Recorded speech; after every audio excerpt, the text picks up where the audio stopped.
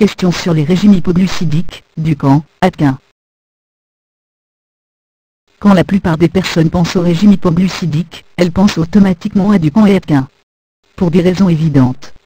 Le docteur Robert Atkin a formulé le régime hypoglucidique original en 1972, et a été salué par les railleries et la négativité de la communauté médicale dans son ensemble.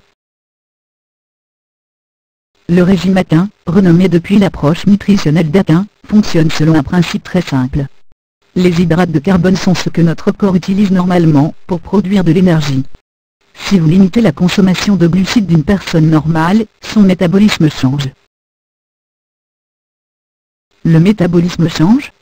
Oui, votre corps sollicite la source d'énergie disponible suivante qui est les lipides. Donc maintenant, au lieu de brûler des glucides pour l'énergie, votre corps fait la même chose avec vos réserves de lipides existantes.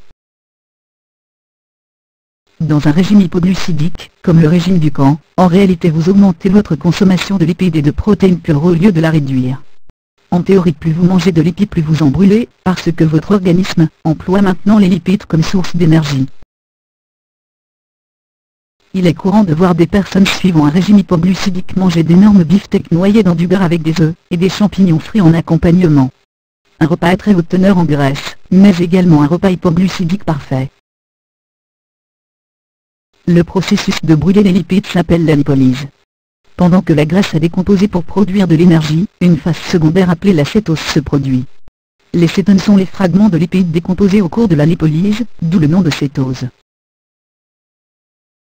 La cétose a un seul effet secondaire désagréable, la mauvaise haleine. Quelle que soit la raison biologique, la conversion des lipides en énergie provoque une très mauvaise haleine.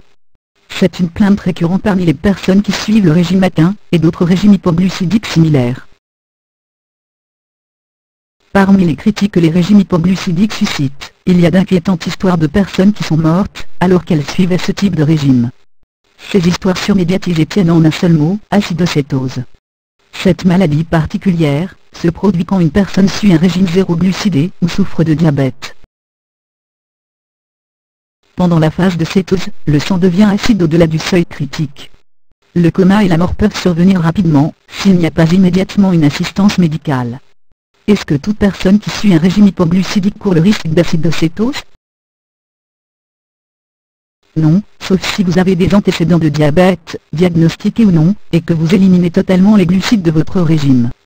Même alors, seul un nombre restreint de personnes sont réellement susceptibles de subir les effets de l'acidocétose. Il est difficile de nier les résultats réels que le régime hypoglucidique produit.